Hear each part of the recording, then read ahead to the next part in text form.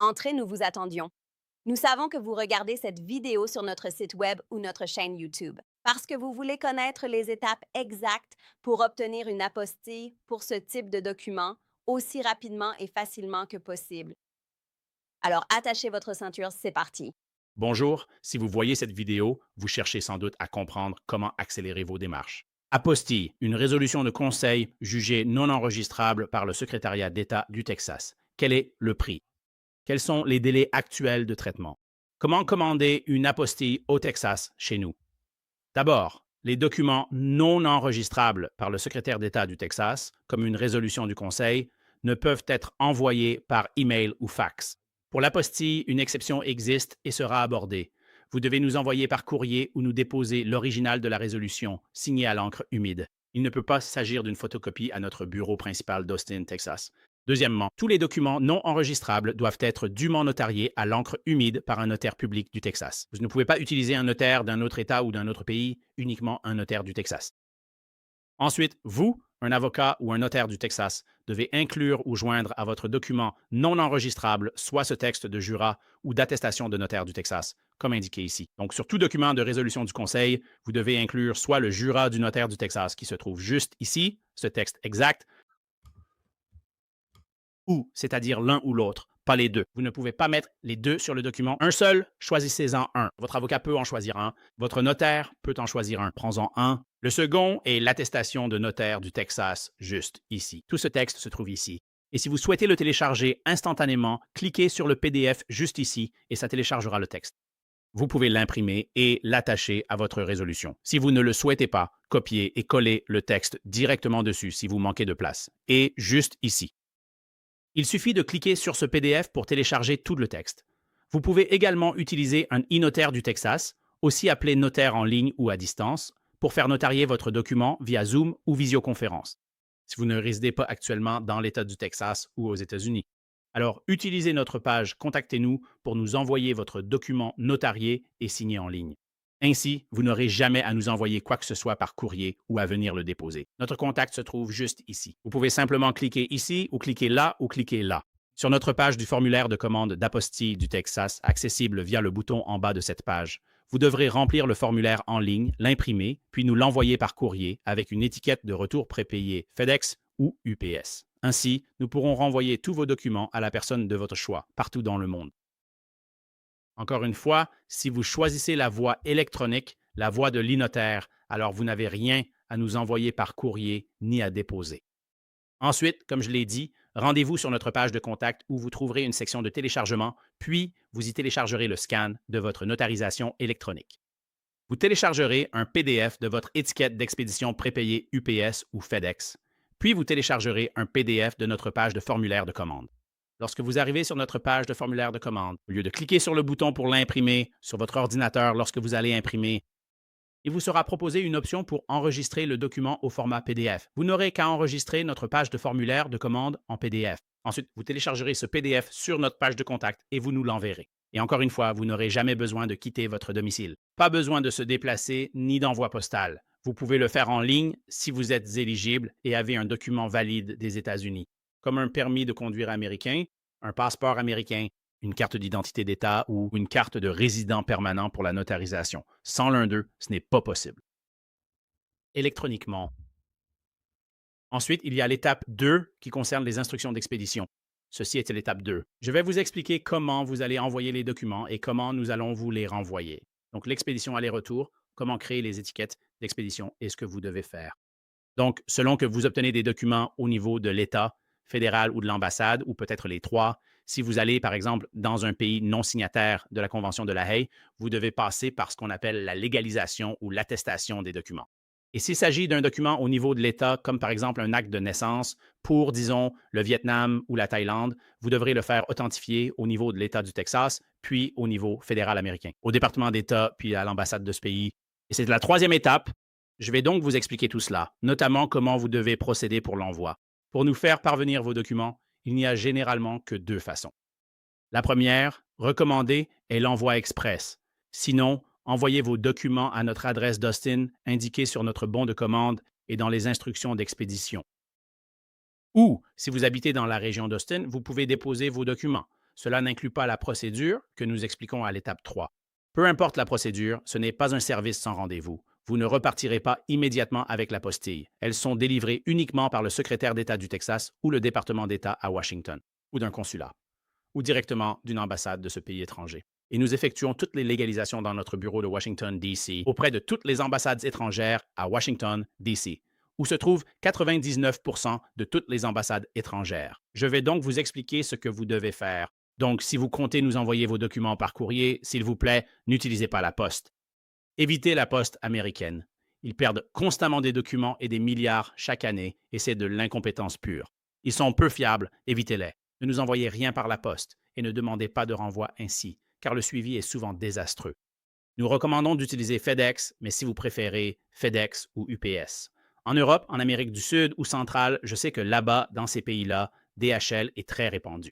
Mais encore une fois, le service le plus fiable, celui que nous recommandons et avec lequel nous expédions chaque jour et nous envoyons jusqu'à 10 000 documents avec des clients sur 6 continents, il ne nous manque que l'Antarctique, c'est FedEx. Ils sont de loin les plus fiables. Si vous voulez éviter d'endommager ou de perdre vos documents, ils sont les plus fiables et les moins chers pour l'envoi de vos documents partout aux États-Unis. De loin. Je vais vous donner un exemple. Nous expédions à notre bureau de Washington, D.C. depuis Austin, Texas. Donc, du centre du Texas, aussi loin que possible à travers le pays, jusqu'à l'océan Atlantique, à Washington, D.C. Cela nous coûte 10,95 $ pour envoyer des documents en 2 jours par FedEx à notre bureau de D.C. Bureau. Si nous utilisons UPS, pour le même délai, c'est plus de 40 $. Si nous utilisons la Poste, c'est plus de 20 $. C'est environ 23 $. C'est plus du double. Donc, si vous envoyez des documents, FedEx est bien moins cher que UPS et la Poste d'ailleurs. Si vous le faites rapidement, en 1 nuit ou 2 jours, la plupart des gens ne le permettent pas vraiment. C'est seulement si vous utilisez l'option FedEx One et notre vidéo sur nos pages d'expédition. Ils vont passer par là. Je vais expliquer cela. Voici donc les liens sur lesquels vous allez cliquer. Il s'agira donc d'une longue vidéo de 15 à 28 minutes qui vous expliquera ce que FedEx et UPS n'affichent pas sur leur site Web. Nous avons des captures d'écran et une vidéo qui vous guide à travers ces captures d'écran pour vous montrer comment créer une étiquette de retour prépayée sur fedex.com ou ups.com depuis n'importe où dans le monde. Donc, peu importe où vous vivez dans le monde. Créez en ligne une étiquette d'expédition prépayée, puis imprimez-la pour un envoi postal ou envoyez-nous le PDF par email. Seul le format PDF est accepté. Les étiquettes en format Word, GIF, JPEG ou autres ne sont pas acceptées. Vous avez besoin du PDF original que UPS et FedEx vous fourniront lorsque vous le créez. En cliquant sur ces liens, une vidéo et des captures d'écran vous montreront comment faire pour tout expliquer où que vous soyez. Et si vous expédiez à l'international, vous devez généralement remplir une facture ou déclaration de douane. Le petit reçu que vous devez remplir. Vous cliquez sur ceux-ci, celui-ci pour FedEx et celui-là pour UPS. Nous avons déjà un modèle pré-rempli pour vous, il vous suffit de le compléter, ensuite signer et indiquer la date. C'est déjà fait pour vous. Certains pays n'en ont pas besoin, mais nous le faisons systématiquement par précaution si vous expédiez vos documents à l'international depuis les États-Unis, vers un autre pays. Par exemple, le Mexique ne s'en soucie pas vraiment, mais vous pouvez quand même le faire. Il ne se préoccupe pas vraiment de FedEx. Mais la plupart, beaucoup d'autres pays dans le monde, pour passer la douane, vous allez vouloir avoir ce document. D'accord. Et puis l'autre point important, c'est que vous ne pouvez pas mettre notre nom sur l'étiquette d'expédition. Laissez-moi me répéter. Vous ne pouvez inscrire notre nom, numéro de téléphone ou adresse sur votre envoi. C'est un retour vers vous. Donc, nous avons apostillé votre document et vous souhaitez qu'il vous soit retourné à un cabinet d'avocat ou à l'étranger, ou à un ami, un membre de la famille ou une entreprise, peu importe la destination, c'est vous qui créez l'étiquette prépayée. Vous êtes l'importateur et l'expéditeur. Ne mettez pas notre nom dessus car en douane, nous serions facturés directement. Et cela nous coûte effectivement des centaines de dollars. Ce n'est pas à nous de payer, donc on ne renverra pas vos documents avec notre nom. Pensez-y comme à une enveloppe que vous envoyez dans le coin supérieur gauche aux États-Unis. Vous mettez l'expéditeur de retour, c'est-à-dire que si l'adresse à laquelle vous l'envoyez est incorrecte et que la poste ne peut pas la livrer, ils vont vous renvoyer ce courrier. C'est ce que nous demandons. Vous ne pouvez simplement pas mettre notre adresse dessus. Vous devez mettre n'importe quelle adresse, peu importe laquelle, celle d'un proche, collègue ou d'une entreprise. Peu importe, vous ne pouvez pas mettre nos infos dessus. À la place, mettez simplement les vôtres. C'est ce que font beaucoup de gens. Mettez votre adresse en expéditeur et destinataire pour un envoi vers l'Europe, par exemple.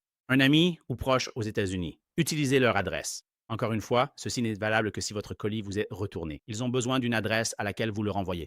Pour la douane, une adresse de facturation est requise en cas d'impayé. Quoi qu'il en soit, n'utilisez pas notre adresse. C'est tout simple. Et encore une fois, pour les deux cas, si vous cliquez ici, cela expliquera ce que cela signifie et comment faire. Quand vous arrivez chez FedEx ou UPS ou lorsque vous le faites en ligne, ils demanderont d'où est-ce envoyé. Vous ne pouvez tout simplement pas y inscrire notre adresse ou notre numéro de téléphone. C'est très simple. Certains y arrivent. On dit ça impossible, mais si, vous vous y prenez juste mal. Suivez simplement nos instructions en ligne. Évitez les magasins FedEx ou UPS car ils ne sont pas toujours bien informés. Vous pouvez le faire directement sur Internet. Nous le faisons tous les jours depuis tous les pays du monde. Vous pouvez créer l'étiquette en ligne sans utiliser notre adresse, car vous créez l'étiquette en ligne et la payez, pas nous. On dépose juste le colis chez FedEx, UPS ou DHL pour vous. Donc, ne mettez pas notre adresse, sinon nous, aux yeux de FedEx, UPS ou DHL, nous serions l'importateur en tant qu'expéditeur. Toute la responsabilité juridique incomberait à notre entreprise et notre politique interne ne nous autorise pas à accepter cela. Par conséquent, n'utilisez pas notre adresse sur les étiquettes d'expédition. C'est très important car nous ne l'expédierons pas. C'est certain, on ne le renverra pas. Nous vous contacterons pour une nouvelle étiquette d'expédition. Pour l'international, n'incluez pas nos coordonnées complètes dessus. En particulier, si c'est pour l'international, nous ne le renverrons pas. C'est donc très important. Si vous êtes pressé par le temps pour récupérer ces documents, cela prendra plusieurs jours pour traiter une nouvelle étiquette. Veuillez donc simplement ne pas inscrire notre nom, adresse ou numéro de téléphone sur cette étiquette prépayée. C'est donc à peu près tout pour l'expédition. Encore une fois, c'est très simple. Il vous suffit, encore une fois, si vous venez déposer des documents chez nous, vous pouvez les déposer en personne ou nous fournir une étiquette prépayée pour que nous vous les renvoyions. Plutôt que l'envoi, vous déposez tout ici et souhaitez un retour par courrier. C'est ce que font beaucoup de gens. Rendez-vous en ligne pour créer votre étiquette, puis déposez vos documents à notre agence d'Austin. Ensuite, le jour même ou sous 2 jours, comme expliqué à l'étape 3, vous les recevrez selon les délais du secrétaire d'État ou le gouvernement fédéral ou l'ambassade, alors nous vous les renverrons. Voilà, c'est tout, merci. Ceci est l'étape 3. Je vais passer en revue la tarification actuelle que nous proposons. Et si vous souhaitez nous déposer des documents, ainsi que nos délais de traitement qui sont à jour au 30 novembre 2025. Donc, si vous souhaitez nous déposer des documents, ce que vous devrez faire, c'est que vous devrez imprimer notre formulaire de commande que vous remplissez en ligne sur lequel vous allez cliquer juste ici en bas. En cliquant ici, vous accéderez à la page de notre formulaire de commande à remplir en ligne puis à imprimer. Il y a aussi une autre vidéo ici qui explique comment le compléter et tout ce qui s'y rapporte. Donc, si vous allez, encore une fois, si vous allez nous envoyer vos documents par la poste, ce que la plupart des gens font, vous imprimez notre formulaire de commande et vous l'envoyez avec vos documents. Comme nous l'indiquons à l'étape 2, vous nous l'envoyez. Si vous souhaitez déposer vos documents en personne, ce qui ne va pas accélérer le processus, et je vais expliquer pourquoi. Si vous souhaitez déposer vos documents dans notre bureau d'Austin, qui est le seul emplacement, pas Houston, pas Dallas, uniquement notre bureau d'Austin, vous pouvez y déposer vos documents. Donc, si vous habitez dans la région d'Austin, vous devez imprimer notre formulaire de commande et l'apporter avec vos documents. Et maintenant, je vais vous expliquer nos horaires de dépôt. Donc, pour le service le jour même, cela signifie que nous allons déposer vos documents juridiques auprès du secrétaire d'État du Texas. Si nous recevons vos documents avant midi, heure du centre, du lundi au vendredi, sauf les jours fériés, quand le secrétaire d'État ouvre et en fait, il ferme plus souvent que les seuls jours fériés, comme pour le 4 juillet cette année, ils ont fermé le lundi suivant. Ce n'était pas férié. Ils ont aussi fermé le mercredi avant Thanksgiving, et ce n'était pas non plus un jour férié fédéral. Le Black Friday, ils ferment aussi, pas férié au fédéral, mais il restera fermé 3 jours cette semaine. Et ils seront fermés pendant 3 jours pour Noël. Ils ont déjà annoncé la fermeture la veille de Noël, bien que ce ne soit pas férié. S'ils sont fermés, on ne peut pas déposer votre document. Sachez simplement que pour les délais de traitement, aucun dépôt de document n'est possible tant que le secrétaire d'État n'est pas ouvert. C'est un point important à clarifier. Donc, si nous recevons vos documents avant midi, heure normale du centre, du lundi au vendredi. S'ils sont ouverts, tout dossier reçu avant midi est déposé à l'État du Texas. Ensuite, cela dépend de leur propre délai de traitement. Nous ne contrôlons pas cela. Aucune entreprise ni personne ne contrôle la rapidité avec laquelle ils traitent les dossiers. Nous mettons cela à jour chaque mois. Dans quelques heures seulement, nous passerons à décembre 2025. Si vous regardez ceci en 2026 ou 2027, oubliez ce que vous voyez dans cette vidéo. Seul compte ce qui est écrit sur cette page, c'est le délai actuel du secrétaire d'État. Je vais vous expliquer cela à travers nos exemples. En ce mois de novembre 2025, il faut généralement entre 0 et 2 jours ouvrés pour délivrer les apostilles sur vos documents. Et quand? Je vais expliquer ce que signifie 0 jours. D'accord? Nous allons donc donner quelques scénarios ici. Donc, si nous recevons vos documents par courrier ou dépôt avant midi, heure centrale, nous allons traiter vos documents. Ensuite, il est possible, mais pas probable, que le secrétaire d'État délivre votre apostille le jour même. Donc, le jour même signifie 0, c'est-à-dire que nous recevrons votre document à ou avant midi ce jour-là. Nous allons le déposer ce jour-là et il se peut qu'il l'émette le même jour. Et nous allons vous le renvoyer par courrier le jour même. C'est ce qu'on appelle 0 jour.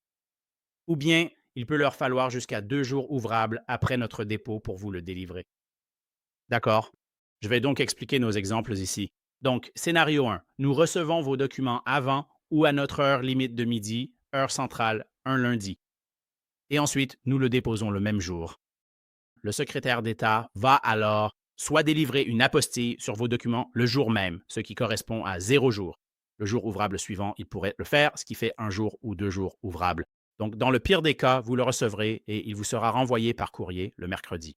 C'est donc le meilleur scénario si nous recevons votre document avant midi. D'accord. Deuxième exemple, si nous recevons votre document après-midi, heure centrale. Donc, si vous nous l'envoyez par courrier et que nous le recevons à 2 ou 3 heures, ou si vous le déposez à notre bureau à 2, 3, 4 heures 55, il y a des gens juste avant 5 heures. Si vous le déposez ce même lundi, nous allons le déposer le lendemain, donc nous ne pouvons le déposer que le jour suivant. Nous allons le déposer le prochain jour ouvrable. Et ensuite, il pourrait l'émettre ce même jour, donc 0 jour.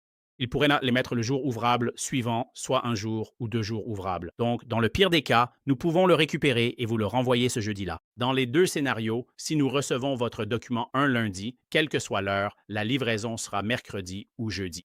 Donc, encore une fois, dans le pire des cas, sauf apocalypse zombie ou invasion extraterrestre, si vous l'envoyez lundi, vous le recevrez par courrier le jeudi. Au mieux, il peut vous être renvoyé dès le lundi. Pour récapituler, je ne saurais trop insister là-dessus. Si vous vous rendez à notre bureau principal à Austin pour déposer vos documents au lieu de les envoyer par courrier, cela n'accélère pas le processus. Peu importe si nous les recevons par dépôt ou par courrier, avant ou après-midi, le délai de traitement sera le même. Beaucoup de gens ne lisent pas notre site web, ne nous contactent pas et se présentent en pensant que ce sera fait le jour même. Et ce n'est pas possible parce que c'est le secrétaire d'État. C'est à eux de décider s'ils le délivrent le jour même ou plus tard. Donc, sauf si vous habitez vers Austin, cela n'accélérera pas le processus. Envoyez simplement vos documents en livraison express, comme indiqué à l'étape 2 sur la façon de procéder. D'accord. Et ensuite, ces tarifs sont à jour à ce jour. Ces tarifs pourraient changer en 2026, 2027 ou 2028, peu importe quand vous regardez cette vidéo. Alors ne vous fiez pas uniquement à ce que je dis. Fiez-vous plutôt à ce qui est indiqué juste ici. Quoi qu'il soit écrit à cet endroit, c'est le tarif en vigueur. Pour le premier document, faire apostiller un acte auprès du secrétaire d'État coûte 95 et cela inclut déjà tous les frais de dossier.